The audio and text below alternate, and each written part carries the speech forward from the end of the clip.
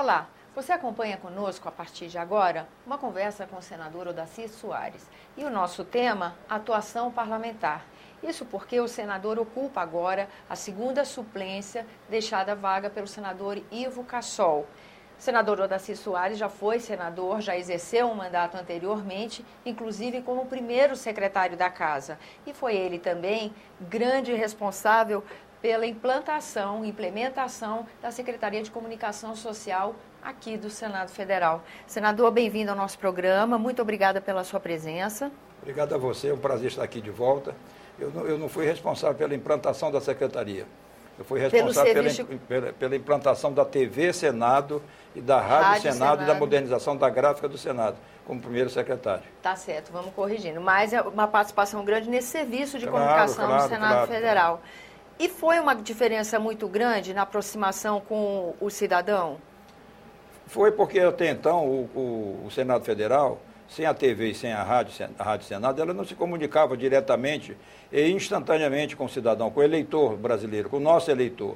A comunicação era via notícias, notícias através dos veículos de comunicação social, jornais, etc. Não havia uma comunicação direta do Senado Federal, do Congresso em geral, porque o Senado foi quem introduziu a TV e o rádio na sua estrutura, que depois foi seguido pela Câmara dos Deputados, ainda na gestão do saudoso deputado Luiz Eduardo Magalhães. Senador, o que mudou na atuação do parlamentar com essa aproximação da sociedade civil? Mudou muito e aumentou a transparência do mandato e aumentou também a responsabilidade do parlamentar. O parlamentar sabe hoje que a sua atuação está sendo vigiada, acompanhada pela TV e rádio, Senado ou TV e rádio, Câmara dos Deputados. Então, o eleitor dele está na ponta lá do interior do Brasil, na cidadezinha do interior do Brasil, no distrito, que é eleitor daquele deputado ou daquele senador, ele procura a todo momento, na TV Senado, na Rádio Senado ou na TV Câmara ou Rádio Câmara, ele procura a participação do seu parlamentar. Na medida que esse parlamentar aparece mais no plenário, votando, apresentando projetos, dando entrevistas, como eu estou dando entrevista agora aqui a você, ele se valoriza. O eleitor sabe que ele é ativo, que ele produz, que ele está produzindo para o país e para o seu estado, naturalmente, para o seu município, para o seu distrito. O senhor ficou longe da casa há quanto tempo? Foi em 90? Eu estou longe de 99 até agora. Longe da casa no sentido de exercer mandato. Eu estou sempre por aqui. Porque eu moro aqui em Brasília, inclusive. Certo. Moro em Rondônia e moro em Brasília. Moro em Porto Velho e moro em Brasília. E nessa volta à casa, como é que estão essas relações políticas? Porque, por exemplo, a gente viu ano passado, em junho, julho, a população na rua, questionando a classe política, questionando a representatividade dos partidos e essa democracia representativa e não de participação direta. Mudou muita coisa? Quando o senhor volta agora para o Senado, o senhor sente essa diferença? Eu acho que mudou o local da manifestação. Antes a manifestação se ocorria muito dentro do Congresso. O povo vinha para dentro do Congresso protestar, se manifestar.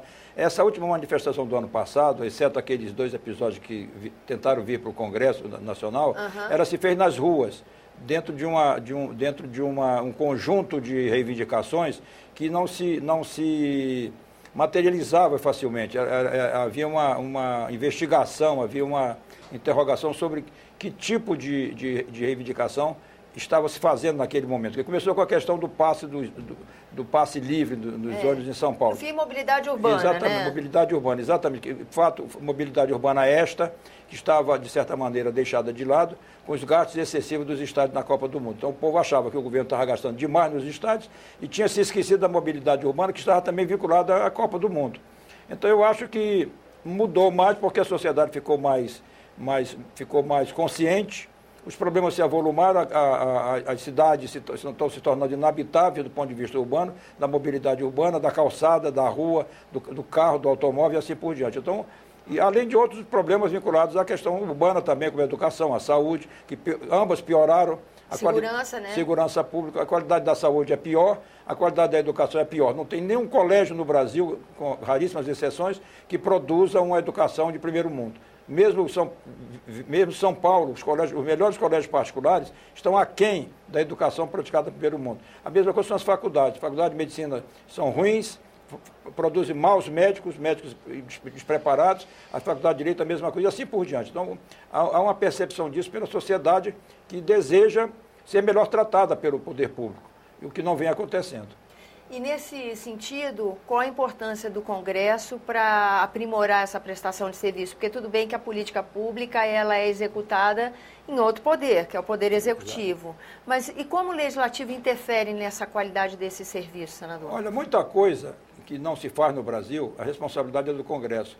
Porque o Congresso, todas as legislaturas, tanto da Câmara quanto do Senado, ao longo do tempo, elas se curvam ao Poder Executivo. Elas trabalham de acordo com o Poder Executivo, exceto um ou outro projeto que consegue escapulir, consegue ser votado sem intervenção do Poder Executivo. A começar pelas medidas provisórias. As medidas provisórias que foram introduzidas na Constituição de 88, elas preveem uma apreciação inicial que está prevista na questão na questão da admissibilidade. O que é que o Congresso fez? O Congresso fechou os olhos para a admissibilidade e não analisa a admissibilidade que implica na urgência, na oportunidade, na urgência das medidas provisórias. Não faz mais esse crivo, né? Nunca fez, porque o Congresso reclamava do decreto-lei, foi substituído o decreto-lei considerando que o poder público e o poder executivo precisa ter mais mobilidade, mais rapidez, às vezes, para resolver certas questões, para não ficar vinculado a um projeto de lei. Na medida em que se substituiu o decreto-lei, se introduziu a medida provisória com admissibilidade logo no começo, urgência e oportunidade. Isso o Congresso fechou os olhos. Então, tudo que acontece no Brasil, que não se moderniza no Brasil, a responsabilidade é nossa, porque nós fechamos os olhos, nós não legislamos como deveríamos legislar. Nós temos aí, se fala em reforma política, reforma tributária, e as coisas não andam, porque o Congresso não faz a sua parte. E o Poder Executivo acha muito bom isso, acha sensacional, porque, porque sendo o poder que cuida das coisas materiais do país, que detém o poder do dinheiro, que tem o cofre do tesouro nas suas mãos, aí é bom que se tenha um Congresso que seja complacente, um Congresso que seja submetido ao Poder Executivo. Agora, esse fato não é um fato típico do Brasil, é um fato mundial. Sim. Todos os congressos, todos os parlamentos do mundo inteiro, com diferenciações regionais, tem que enfrentar esse desafio. Eles se comportam dessa maneira e não enfrentam esse desafio como deveriam enfrentar. Senador, e se a gente tivesse no Brasil um orçamento impositivo, essa relação mudaria? Mudaria. O caminho é esse, o caminho seria esse. É claro que isso retiraria do Poder Executivo determinados privilégios, que são privilégios voltados para a realidade material do país, que sempre necessita de respostas imediatas, e às vezes o orçamento impositivo ele pode não conter solução para todos os problemas emergentes que eventualmente surjam no dia a dia da administração pública. Mas para isso, ao mesmo lado em que você teria um orçamento impositivo, você criaria excepcionalidades para eventos que possam ocorrer durante a execução orçamentária e que não estejam previstos no orçamento. Então, isso tem solução legal, tem solução legislativa, de modo a que se pudesse ter um orçamento impositivo, sem se impedir o Poder Executivo de governar o país. Mas as linhas gerais do que ficasse decidido como prioritário e importante, onde o recurso público deveria ser aplicado, essa essência se manteria, claro, né? Você teria um orçamento, como nós temos o nosso orçamento, seria o mesmo orçamento com caráter impositivo.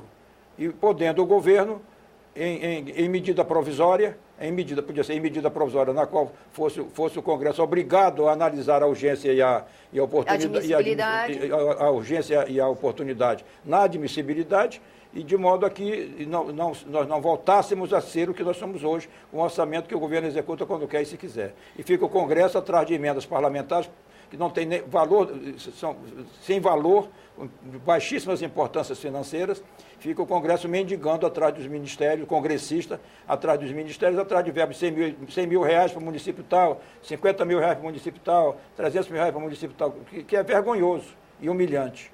Senador, nos próximos meses em que o senhor fica conosco aqui no Senado Federal, qual o seu foco de trabalho? Bem, eu sou advogado, então eu tenho um dos focos é o fato de eu ser advogado. Eu vou me voltar muito para o aprimoramento das instituições. E naturalmente, eu tenho que me focar nas necessidades do meu Estado, da Amazônia e do Brasil. Mas nas questões de Brasil, eu vou me focar muito no aperfeiçoamento das instituições. Vou dar um exemplo para você. Agora mesmo eu estou preparando um projeto de lei sobre o foro privilegiado. Eu vou fazer uma modificação na Constituição, estabelecendo que o parlamentar, o foro privilegiado, ele pode ser,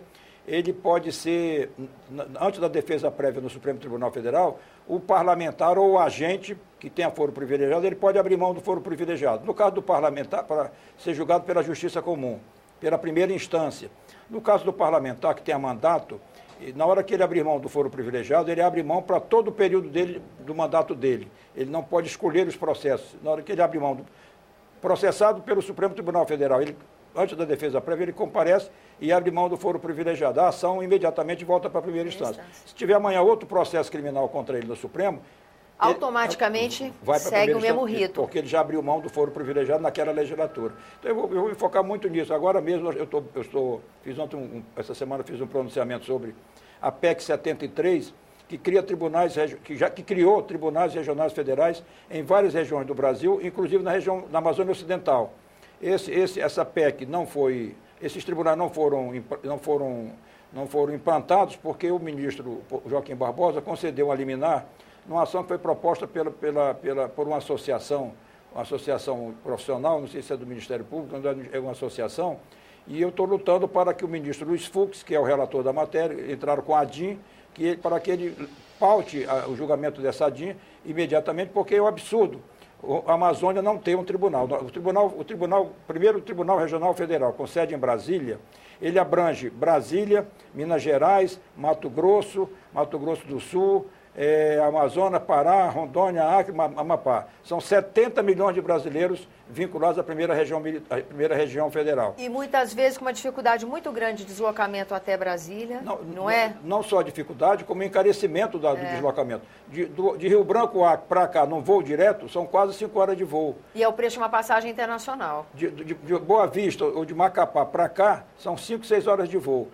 Para você ter noção, uma apelação hoje, que foi interposta em Porto Velho, até ela sair da Justiça Federal de Porto Velho e chegar aqui no Tribunal Regional Federal, ela demora pelo menos 1 ano. Nossa. Então, essa ausência de celeridade, ela dificulta a distribuição de justiça justa, porque a justiça justa... De democracia, né? É um pleonasmo, mas não deixa de ser uma justiça justa, porque a justiça que tarda, justiça que dorme, ela não é justiça, é uma injustiça. Com certeza. Então, esse é um exemplo. E justiça desigual por endereço, por localidade regional também, geográfica? Exato, que é o caso. Então, eu vou ter essa atuação. Hoje mesmo eu me pronunciei a favor dos paralegais, dos bacharéis em direito que não foram aprovados até hoje pela exame da OAB. Tem uma proposta de se aproveitar os paralegais, eu sou a favor, e você vai dar emprego para os bacharéis em direito formados no Brasil. Aqui mesmo no Senado tem vários funcionários que ocupam funções subalternas, que são formados em direito, e nem por isso podem exercer a sua atividade como advogados. Então, esses vão poder exercer sua atividade como bacharéis em direito, formados com formação jurídica. Vão poder ser aproveitados nos escritórios como assistentes dos advogados. Hoje, por exemplo, em Brasília, um estagiário de um bom escritório ganha R$2.000 por mês, e são alunos das faculdades. Se um aluno de faculdade pode ganhar R$2.000 por mês como estagiário, por que um formado não pode ser assistente de um escritório de advocacia, onde ele possa ganhar 3, 4, 5, 6 mil reais por mês? Senador, acho que essa entrevista nossa já deu noção das pautas que nós vamos ter daqui para frente, os convites que o programa Argumento com certeza fará ao senhor. Bom. Eu agradeço a sua presença aqui, nesse tempo que já se esgota, reiterando o convite para que o senhor volte para a gente falar nesses temas citados. Exatamente. Tem outra matéria que eu gosto muito, é a questão de segurança pública. Essa é importante. Exatamente. Eu queria agradecer a oportunidade e o convite já está aceito para voltar aqui. Beleza, então semana que vem a gente já começa falando de segurança pública. Bem, Senador, muito obrigada pela sua presença. Obrigado a você. A você que nos acompanha, muito obrigada pela atenção. Esse é o programa Argumento, eu sou Tânia Horman e você pode participar do nosso trabalho. Envie sugestões ou críticas para 0800 61 2211, ligação gratuita, ou acesse senado.leg.br/TV. Até a próxima.